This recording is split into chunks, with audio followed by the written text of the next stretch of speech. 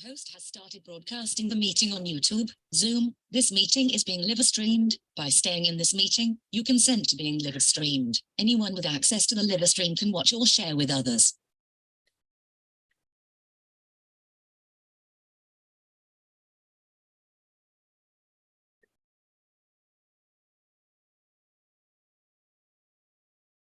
Okay, that's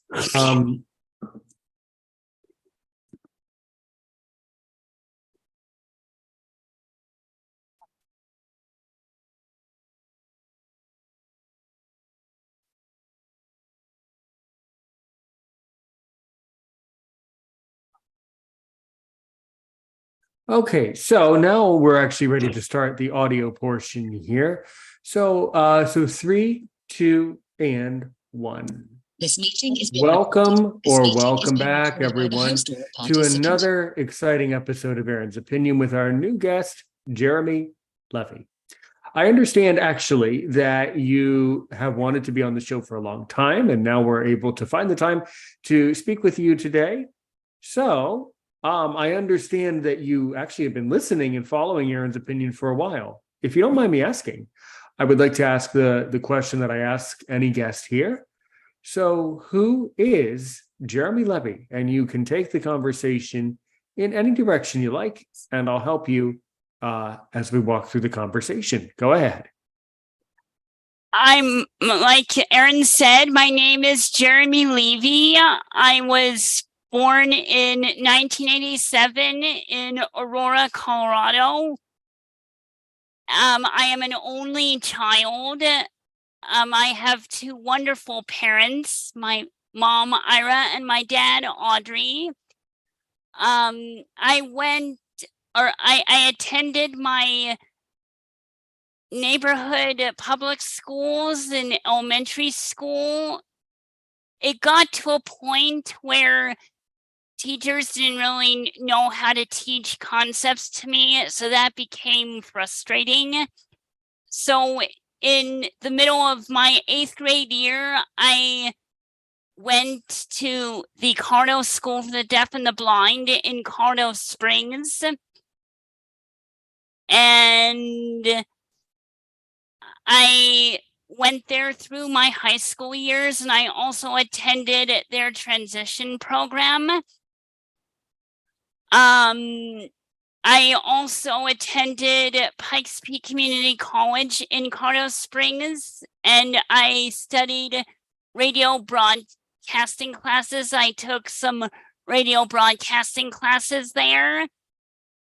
And I have always really been interested in talk radio ever since I was 8 years old. And I have been interested in podcasting since I was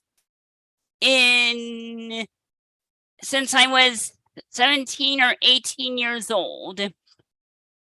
I discovered your podcast through the Eyes on Success podcast, and I really think that's a great show. I also really enjoy playing the piano. I enjoy swimming in the summertime in Colorado, and I also enjoy skiing at Winter Park in Colorado. I also participated in Special Olympics swimming, which that was a lot of fun as well. What other questions would you have for me? Excellent. Very good, Jeremy. Thank you. Thank you so much. Well, yeah, I agree. We should definitely give a huge shout out and a huge thank you to Peter Torpy and Nancy Torpy from Eyes on Success. Absolutely. They are great. Yeah, I was on their show. They did a wonderful job as always. And they are also a podcast that is a great podcast. It's an amazing podcast, and it's recorded in a very unusual way, as you know, Jeremy, because they'll talk to someone like me or any other guest for at least an hour, and then really edit out what they want to talk about, and so an hour-long conversation basically becomes a 30-minute experience for the listener. And I think that's extremely, extremely good, and extremely interesting and very unusual, actually. Whereas here at Aaron's Opinion, I don't edit anything. We just have a natural conversation for an hour. We just have a talk, have an hour. In my case, of course, I drink coffee when I'm on the podcast,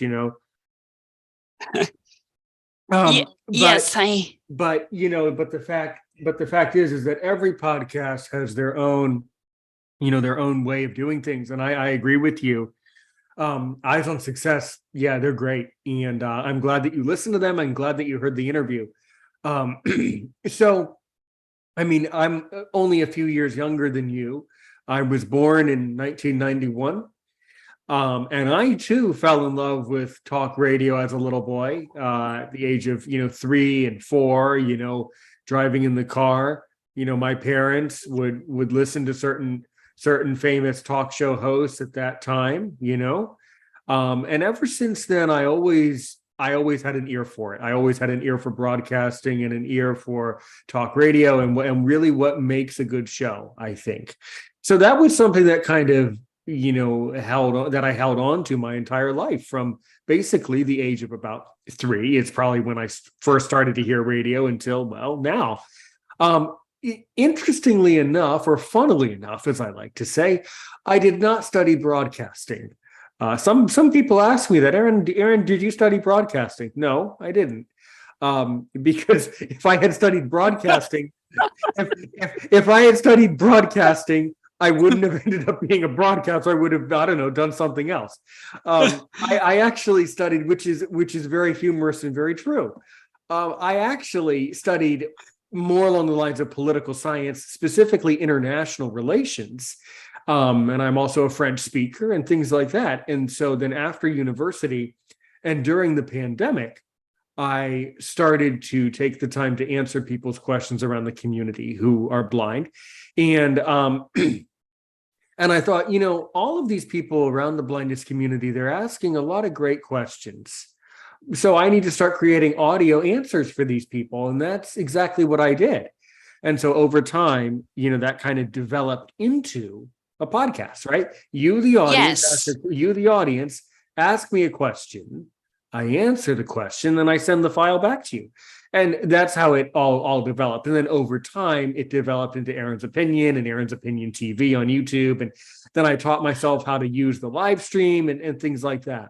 So let's philosophize, you and I, about, the elements of radio and broadcasting, because you're an expert about this. So really, when you go to actually study broadcasting in the university, what did you get out of that? What did you learn about the art of broadcasting and what it means to you? So talk about it for a bit. One thing that I learned is that radio is something that I am very passionate about. Me too. I know I have studied every facet of the medium, and I have done some wonderful interviews with some of my favorite radio hosts on my blog on coloradoradioblog.wordpress.com. A lot of the classes were some of the classes were a little bit challenging for me because the equipment that I was using was kind of a visual. I was the only blind person in the class, so the teacher had to help me edit my projects and everything. But another thing it taught me was how to be independent in college. That I was able to get to all of my classes using my cane, and I was able to be more, I guess, independent and ask for accommodations and things that I needed. Does that make sense to you? It does, yes.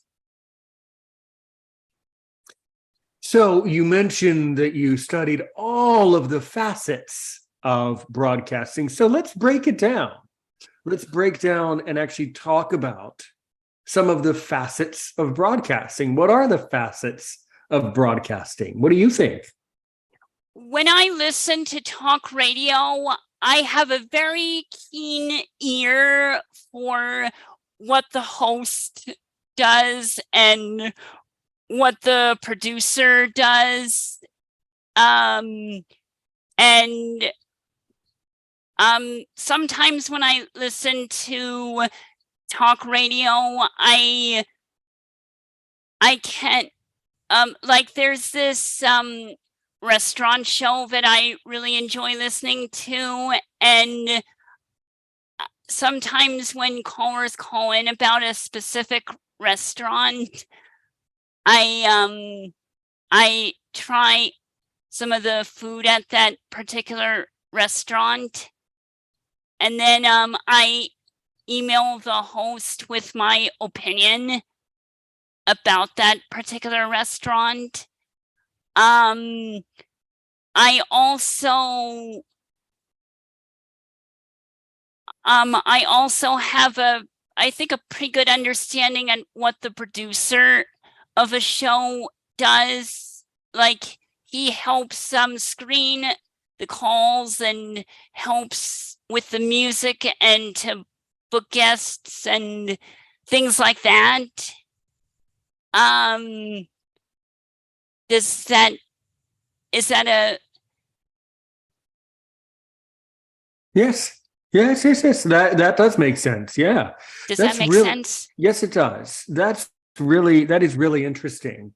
Because I agree with you. You can learn a lot about radio or you can learn a lot about what's going on in your community, just by listening to a podcast or just by reading a post or reading a blog. That's how I got a lot of this information.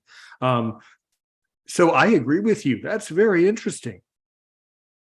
So what are some, if you would like to share, maybe can you talk about an experience you had after you maybe went out to eat at one of these restaurants? Maybe what was the most, let me see.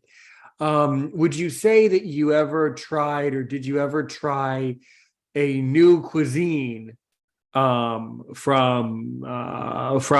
listening to one of these talk shows? Did you get out of your comfort zone and try a new food that you never thought you would try? That is a really good question. As I've gotten older, I've been more willing to try different foods. Mm-hmm. I've one of the restaurants I really like has barbecue on the menu. Mm-hmm. This restaurant is called The Tailgate, and a couple of weeks ago I tried their ribs, their prime rib at the restaurant, and that was really tasty and really juicy and really good. Well, that sounds delicious. What did you have to drink with that prime rib? Just water. Oh, okay. No. I see. No alcohol.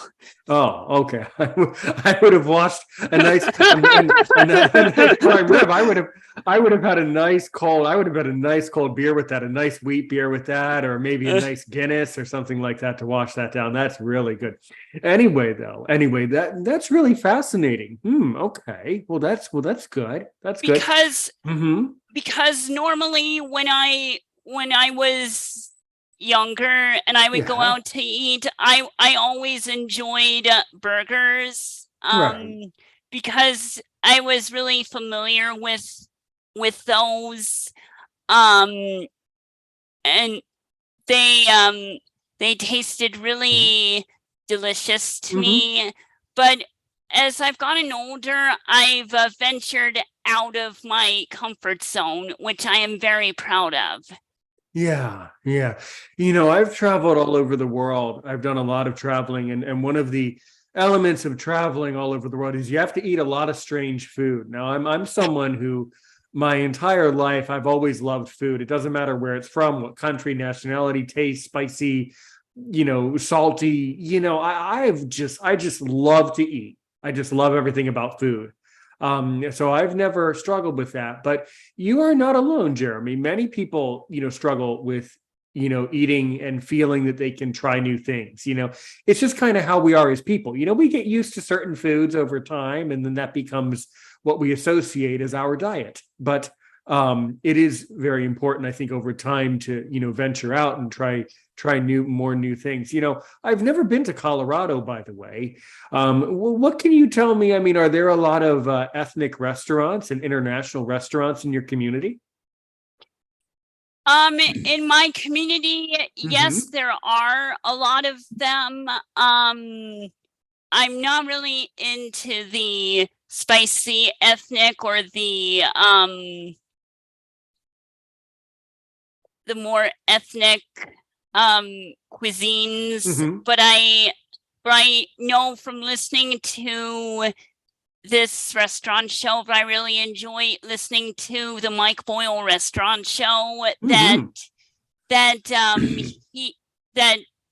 there are a lot of different cuisines in Colorado. I would say there probably are. But also I wouldn't know that. I've never been to the western part of the country to know, what that cuisine is like. Basically wherever, in my part of the country on the East Coast, I can find all the cuisine that I want, really. But, the quality varies from restaurant to restaurant, and the availability also varies tremendously. So, yeah. Yeah. Where, do you mind if I ask a question? Where has been your favorite place to travel to? Because I am a really big traveler as well. I would say for me, France is always my favorite because I'm a French speaker. But what about you? Where have you traveled to around the world? I have been all over the United States, and I've also been to Malaysia and Mexico. Okay. Now, Malaysia, I've never been there. What was the purpose of your stay in Malaysia? Why did you go to Malaysia? It was to try a new place for vacation. I remember going there when I was 8 years old. And we went there for a new place to try for a vacation. It was a pretty interesting place. I went to the rainforest there. Really? And an orangutan threw a banana peel at me as we were walking around the rainforest to get my attention because I wasn't making eye contact with it. I see. And that is very fascinating. Anytime I travel, especially if I have an interaction with an animal, it's very, very special. So I agree. Yeah, that's really cool. Yes. Another thing I enjoy is I also enjoy horseback riding, and I've done some therapeutic horseback riding, and I really do agree with you, especially with the therapeutic horses that you develop a special connection with them. Definitely. No, yeah. Horseback riding and being out in nature is a wonderful activity. I completely agree with you. Yeah. That's really interesting. So, and what was your, impression of Malaysia? Have you and your family been back there since? No, we have not. It was kind of a long flight, and I would say so. It was, and we didn't really enjoy it as much as we enjoy traveling in the United States. Yeah, I completely understand. I've traveled all the way to Africa before, and I've been on very, very, very long plane rides, and I agree with you. But one of the challenges of traveling overseas is that the jet lag is so severe, and the stress of the flight is so severe that kind of definitely interferes with the trip to some extent. But that's a very interesting country. Yeah, I don't know much here on Aaron's Opinion. As you know, we've never really interviewed anyone from Malaysia. I interviewed someone from Nepal, India, Thailand, those countries, but I have never had a Malaysian. So yeah, that's interesting. And where did you go in Mexico? We went to Cabo San Lucas Uh-huh. once, and then we went to Cancun once as well. Yeah. I've heard of both places. It's a very long story, but my grandparents, my relatives used to go to Cabo San Lucas. They talked about it a lot. They say that I've heard that in Cabo San Lucas, there's a lot of Americans, and that resort community is very Americanized, right? There's a lot of foreigners there. Yes. Yeah. Mm-hmm. Mm-hmm. Yeah. So, what can you tell me from what was your impression and perspective of Cabo San Lucas and Cancun? It was a very quiet country. Mm-hmm. That there wasn't really a whole lot to do. Yeah. But I really enjoyed relaxing by the pool and listening to some audiobooks. It's been a couple of years since I've been there, so it's Mhm. kind of a little bit difficult for me to give an impression. I would maybe need to go back to give you a little bit of a better impression. Does that make sense? It does. Yeah. And, I've traveled to so many countries. Some of the details I've kind of forgotten along the way too, which is why it's always good to document your journey and to keep a journal and take pictures and post, have posts so you can go back and remember it, Yes. But that's interesting. Did you do any like outdoor activities in Mexico, like go on a big hike or things like that? Let me think for a second. We did a lot of activities at the hotel. There was one activity that I really enjoyed was I painted a shirt that I Mhm. enjoyed, that I could feel the design on it. Oh, cool. Uh-huh. Mm-hmm. Interesting. And that was a lot of fun. Yeah. Very, very good. Very good. Very, very good. So, what are some other areas that you want to talk about, about broadcasting, and what are some other classes that you needed to take to complete this broadcast study? Talk more about other areas of broadcasting that you think we can expand and that you find to be interesting. I took a couple of English classes. That's important. Yeah. Yes. And the work was a little bit challenging in those classes. I had to have a tutor help me so that I got projects in time, and I took a couple of computer classes as well. Those were some of my other favorite classes at Pikes Peak Community College. That this is where I learned how to use my computer with JAWS, and this is also where the teacher really enjoyed listening to podcasts, and that he shared some of his favorites with me, and he would help me explore other ones that I might enjoy as well. Right. Excellent. So now, did that teach you, did that particular professor show you the Eyes on Success podcast? How did you find Eyes on Success before you found Aaron's Opinion?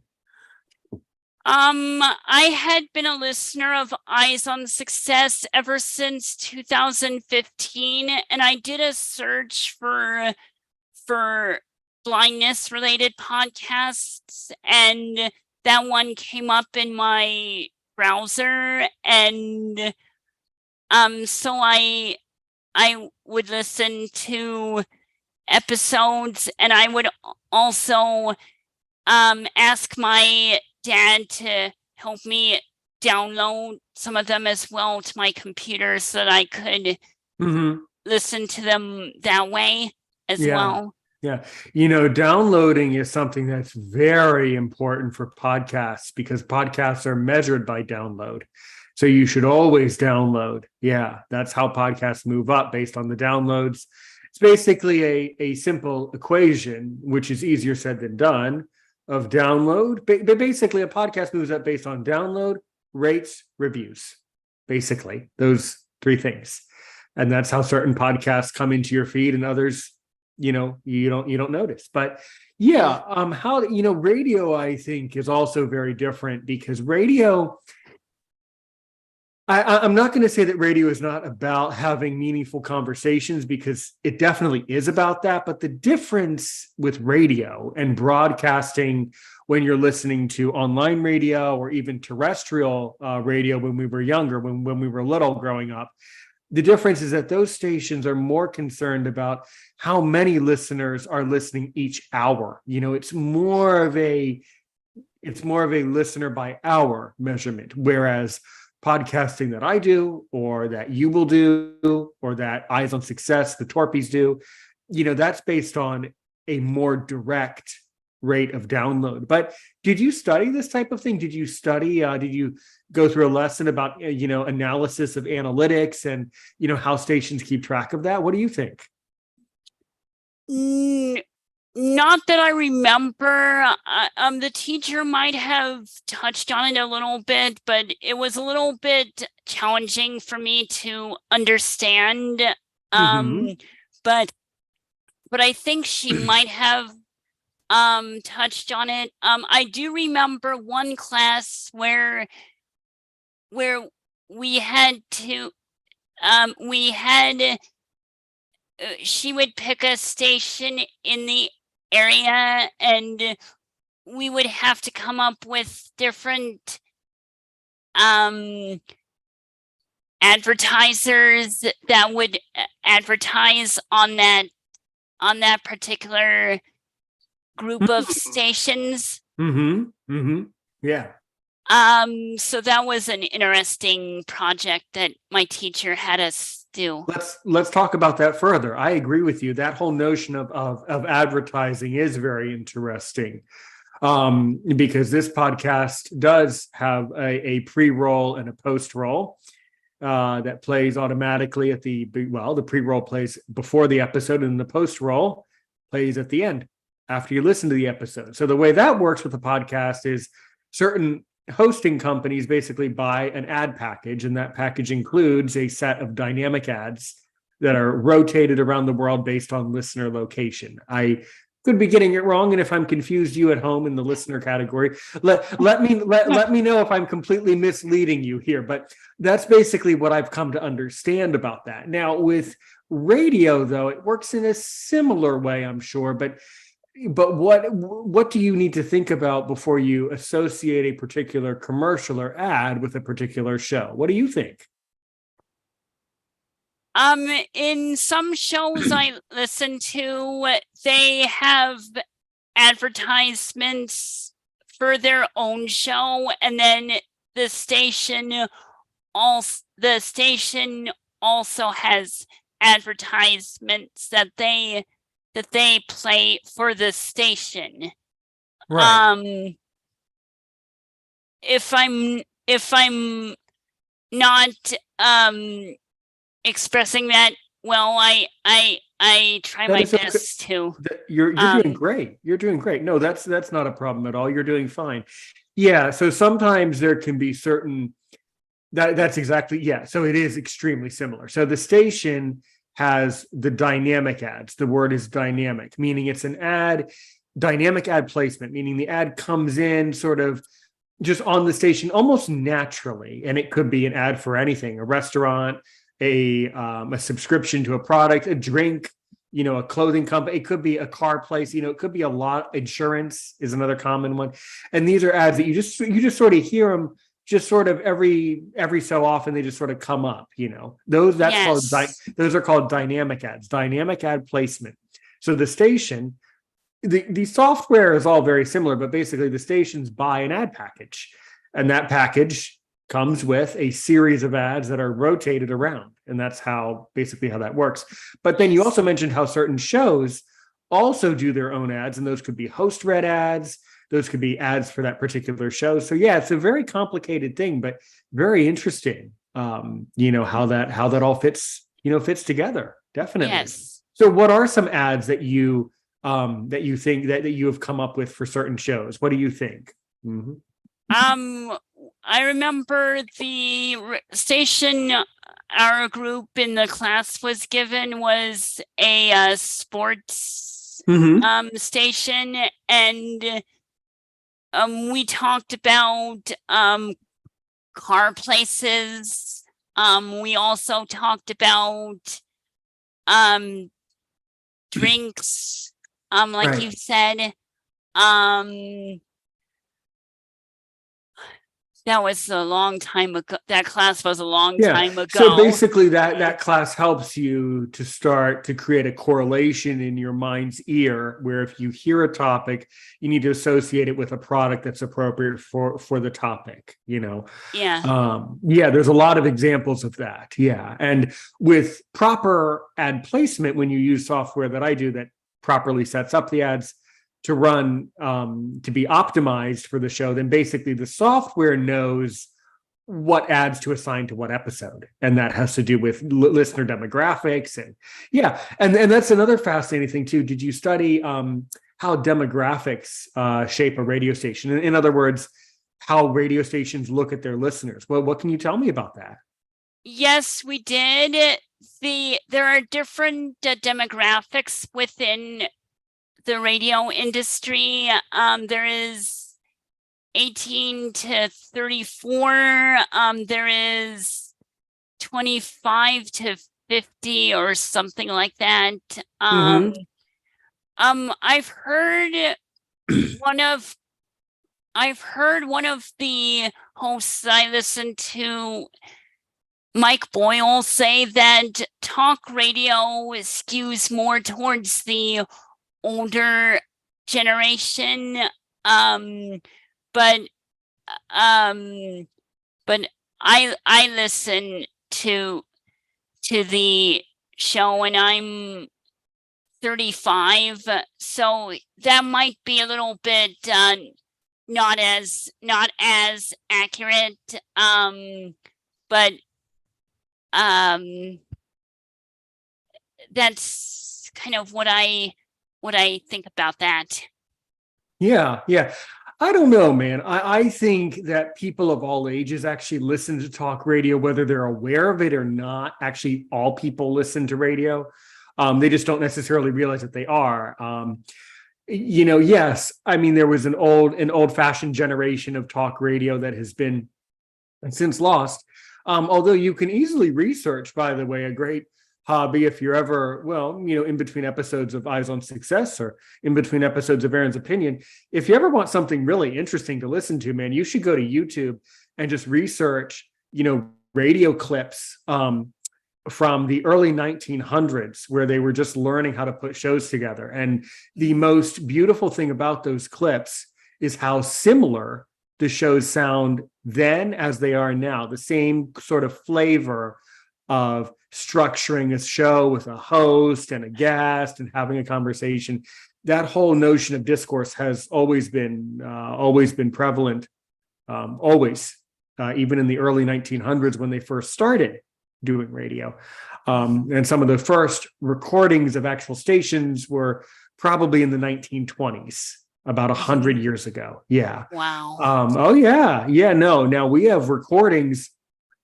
I forget what number one, I'm not going to name drop the channel because I don't do that, but because I forgot what the channel is, so I can't name drop it. Yeah. I couldn't tell you what it's called, but I'll have to go back and try to find it now. But there was this, you would find it fascinating. There was this video where, now that I'm talking about it, I'll never be able to find it. But there was this video where this organization had put together all these old-fashioned basically clips of recovered audio files, meaning from hearing people's voices in the 1800s and 1890s and things like that. So some of the first voices that we heard were people in the 1870s, 1880s. That was the first time where we can say, oh, let's go listen to what their voice sounded like at that time. 1870s, believe it or not. But those audio files are very hard to make out. I would say that until we get into the 1930s, the audio up until the 1930s was quite difficult to listen to, only because of technology at that time. But people have thought, hey, I want to record myself singing or saying this. People have thought of it since the 1870s, believe it or not. So it's really quite fascinating. Yeah, there's been some really, you can research all sorts of interesting things about the history of radio and old clips and old things. There's a podcast that specializes in that now, to listen to the history of radio and old recovered clips, and you can go back and there's this podcast, or if I talk to them again, I'll definitely send you the link to that show if I can remember what it is now. Okay. And what they do is they go through, they collect old newsreels and old clips, and it's just very interesting. So that is all extremely interesting. So now that you've completed this radio course, this radio study, broadcasting degree, how are you using your broadcasting knowledge today? What are some activities that you want to do to put this knowledge to use? I am going to start my own podcast called Jeremy's Journey. And I'm going to be interviewing people that I have met along my journey. The first episode is I did an interview with my 93-year-old grandpa who now lives in Colorado. And we did about an hour interview. So that should be coming out in the next couple of months, once we get the website up and going, which has been a little bit of a challenge. Mm-hmm. Now, in other words, website, you mean the hosting for the podcast itself, or how you want to organize it, or what do you mean? The hosting for it. Mm-hmm. My dad and I have been working with a hosting company, and they apparently, I guess, maybe went out of business or something, because we can't get a hold of them. Ooh. Okay. Well, I tell you what, if you want to work with me offline, off the air, I can definitely give you some pointers. I can definitely give you some pointers about that, about what company I'm using now and why I've chosen to use that company and things like that. Particularly if you do not have a lot of episodes already, if you just have one audio file put together and edited, that would be a good thing. Let's talk off air about it. Yes, but certainly, I'm going to try to help you get that set up the right way the first time, the right way. Okay. So that it gets set up the right way once, and and then all you have to do is just upload build the files, upload them into the CMS content management system, and then they get sent out over the universe. But okay. Great. So I think that's really that's really important that you took the time to interview someone who is 93, because it's important to document that and to have record of their life and what they accomplished and what they did. So that's super good. Who are some other podcasts that you want to interview on Jeremy's Journey? Some of the people I would like to interview is musicians with disabilities. Okay, excellent. also some radio hosts that I have listened to for a long time, and I think that would be really interesting for people as well. Also, I'm trying to think who else. I think that's a I would also want to interview other people in my Toastmasters groups as well, because I think that their stories are very interesting. And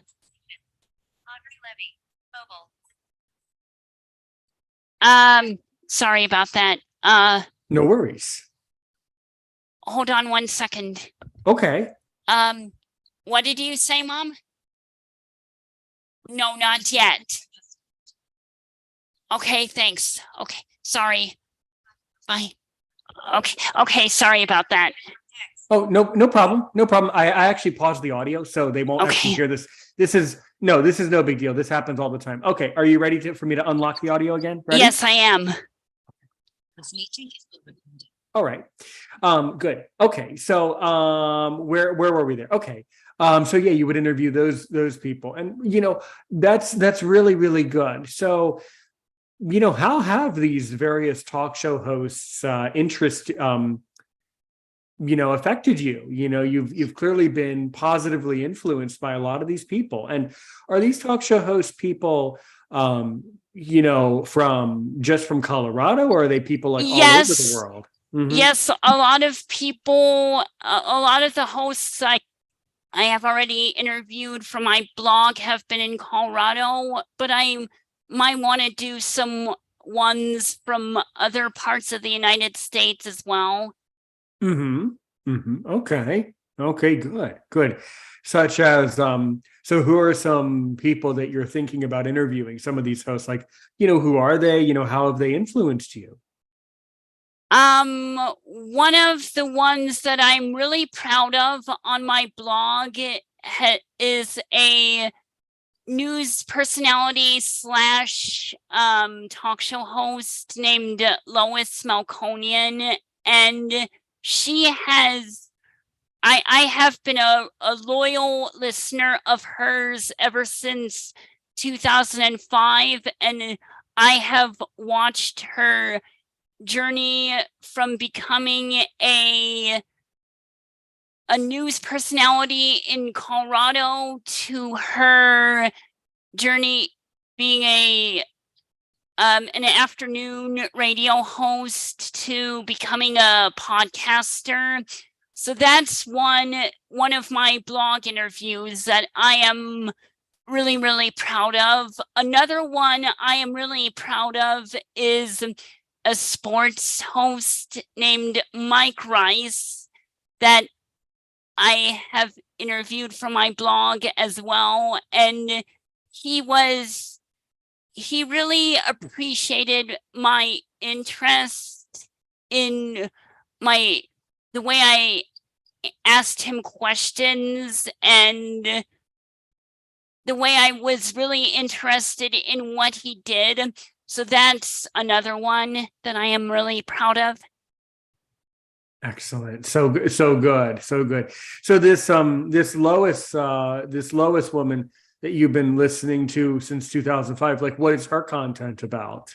Her content, she started in San Francisco at KCBS Radio 740 as a newscaster, and when she moved to Colorado to KOA Radio, she started as a news anchor. Then in 2005, she became a afternoon talk show host with a sports host, and that show was really entertaining for me to listen to because it wasn't just sports, it was sports entertainment. They had some interesting news stories. and that show was really fun for me to listen to. That's really good. That's really, really good. Yeah, I mean, if a host is fun to listen to, then they're what we would definitely say a good listen. If they're a good listen, then you'll come back, for the next week or next episode or tomorrow or things like that. Yes. Definitely. I mean, that is super, super good. That you have that tremendous amount of appreciation. Yeah. So, speaking of questions, I'm sure that, I would imagine, Jeremy, that since you've been listening to Aaron's opinion for a few months now, for a while, actually, what are some questions that you really want to know, from me about who I am as a person, my opinions about matters? What do you want to know? I would like to know, do you follow any sports? And if so, what sports do you follow? Well, no, I do not really follow sports. For an American guy, I'm not really into the sports. It's just not me. I do watch that's all right. That's fine. I do watch the FIFA World Cup. I really enjoy the World Cup every 4 years. But outside of that, I'm not a big sports guy, actually, but many people are. Yeah. So what about you, though? What is your favorite sport? My sport is favorite sports are probably football and basketball, or no, baseball, excuse me. Football and baseball are my two favorites. I'm a Denver Broncos fan, and I'm also a Colorado Rockies fan. And my dad and I are going to be going to the Broncos training camp next Thursday. Really? Yes. To watch the players practice. And I really do feel that the announcers for the Colorado Rockies and the Denver Broncos do a very great job at explaining what's going on the field so that I can follow what's going on. Yeah, definitely. I mean, I never got into baseball because I never grew up with it, but most blind people would agree with you, and I do too, that I think baseball is a very great sport for blind people because of the level of description that is used to really get into your mind, to create the theater of the mind of baseball to help you to really understand, what's going on. So I agree. And that's really cool. So how did you manage to make the arrangements to go to the Denver Broncos training camp next week? And what do you like? Are you like, have you interviewed the coach of the team, or like No. how does that work? No, we have gotten tickets. We just before this year, you could just go to the facility when training camp was going on, and last year I got to one of the sports anchors at KOA Radio, Brandon Crystal. He was there last year, and I got to meet him, and he also introduced me to a former player who he was standing next to. So that was a lot of fun. Wow. So good. So you met one of the former players. Yeah, that's interesting. That's interesting.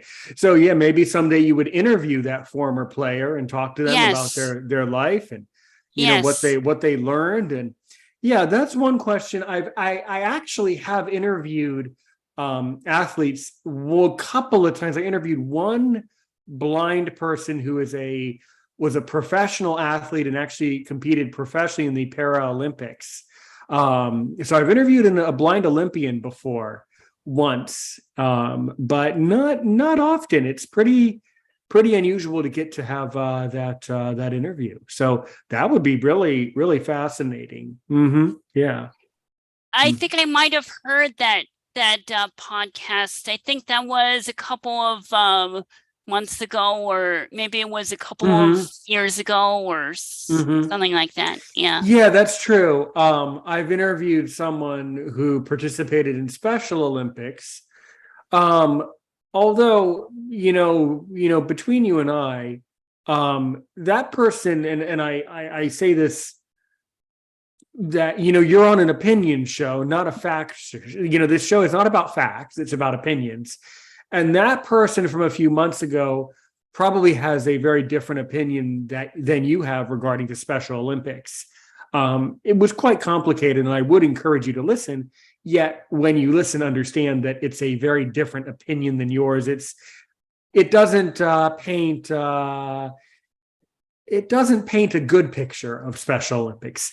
The person that I was thinking of from a few years ago, Tyler Marin, I think his name is. He was in the Paralympics for goalball, I think. So there's an episode on the YouTube channel about that. Anyway, so yeah, athletes are very interesting people to speak with about, what they've learned in life and what sports have taught them and things like that. So yeah, yes, definitely. So good. So what are some other questions that you want to know? Do you have a favorite talk show that you enjoyed listening to, or maybe one past one that you enjoyed? Well, that's kind of an interesting question. I would say that, generally speaking, I don't really have a favorite talk show, although my favorite podcasts are, of course, Eyes on Success with the Torpies. They're great. I listen to many other podcasts that are also great, I just love what they do for very different reasons. Lex Fridman, love what he does, love his show. Lex Fridman, Joe Rogan, Jordan Harbinger, Stuff You Should Know. All of those podcasts I love. They're all doing such a great job and doing very different content, but all just great podcasts, producing wonderful episodes, I think. Yeah. Yeah. Yes. A couple of my favorite podcasts are the Audio Theater Central podcast, where they talk about different audio theater shows, and I also really enjoy some of the technology ones. One of my favorite technology ones is the Blind Bargains podcast, and I also enjoy the ACB radio podcast. Main Menu is good as well. Yeah. The first technology podcast that I really enjoyed was the Tech Guy with Leo Laporte. Yeah, I vaguely remember that name. Yeah. That was my teacher at college was the one who really turned me on to him. So that was a really fun and educational podcast. Right. Yeah, that's so good. Yeah, there's so many that are educational. And I think really one of the hardest things when you're a talk show host like us, the hardest thing is, well, how do you really stand out? Because there are so many things for people to choose from. And the greatest sense of advice that I can give you, Jeremy, is just keep being you.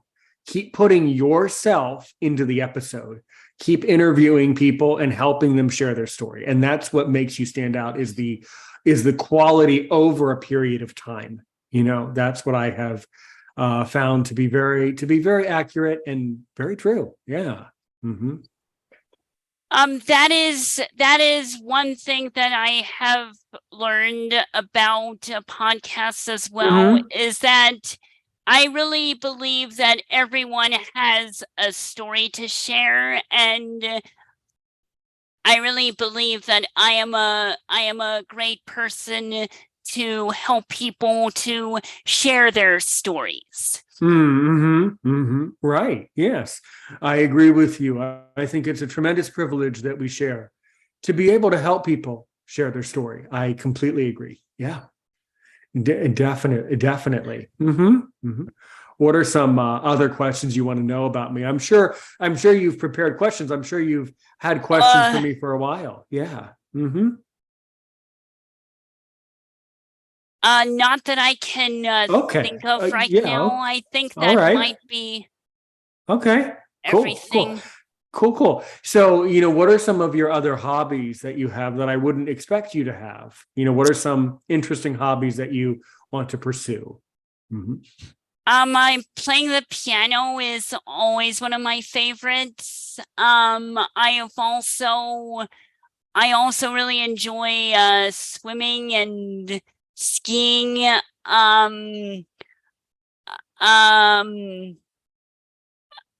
During one of my favorite place to travel is Hawaii, and a couple of years ago, I hooked up with this organization called Access Surf, and I got to surf a little bit in the ocean, and that was really a fun time. Sure. Yeah, that's interesting. Hawaii is a beautiful place. Being that you're from the western part of the country, I think it's common for you to go to Hawaii in the Pacific. Yeah. Definitely. Interesting. Okay. I also enjoy listening to audiobooks as well. I really enjoy mystery books and also fantasy books like Harry Potter. Oh yeah. I just finished a book similar to Harry Potter called The Magician's series. And that was a pretty interesting series as well. Sure. Very interesting. Yeah. So what are some countries that you want to go to in the future, by the way? Ooh, good question. Not really so much countries, but I would like to go and visit. I would like to try to get to all 50 states. I have been to about 38 or 40 states, so there are about 10 that I have never been to. Right. Yeah. But that's a goal of mine, is to try to get to all 50 states. Good. And then what would you do after you accomplish that goal of going to all 50 states? Then what? Ooh. I would have to think about that. I haven't really thought about that question. Maybe go to another country, but I'm not exactly sure which one yet. Okay. Maybe Japan. Yeah. No, Japan would be very interesting. Yes. And again, another very, very, very long flight, though. That's the thing. Yeah. Yeah. That is that is good. Okay. So if you can ask me only one more question to really make me sweat, to see if I'm worth my salt as a podcaster, what do you want to ask?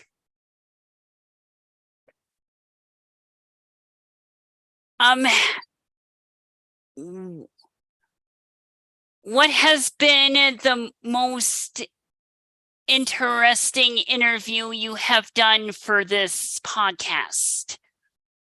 Every interview is the most interesting because it's a chance for me to help you to share your story. But I've covered a lot of interesting topics over the years. Once I was speaking with an Australian woman, and her episode on YouTube is actually the most popular video. It's actually the main episode on the channel is that one. So, and then I've spoken to a blind musician who plays the violin. That one has been one of the most popular or one of the most interesting ones, I guess. So, yeah, I guess if you're measuring it on popularity, it's probably very interesting to some people. So those would probably be the most interesting. But for me as the host, every new episode is the most interesting for me because I get to keep learning about new people and making, growing the community here at Aaron's Opinion and just growing the product overall. Yeah. Yes, that makes sense. Okay. Perfect. So if someone wants to get in touch with Jeremy Levy, how would they do that? Probably email is the best way. JeremyLevy@gmail.com. Okay, that is fine. And go ahead and click the link in the description, and things like that. All right. Okay, Alrighty. everyone. Well, thanks so much, Jeremy, for joining us today. You did a magnificent job. I wish you all the success to you to keep producing episodes of Jeremy's Journey. I think that that alliteration title, that's going to really catch on, especially once I get to hear your first episode and share it in my community and help you to get on the chart. That's going to be a really, really good podcast. So thanks so much. And let's see, that particular number that we were texting on, is that your personal number?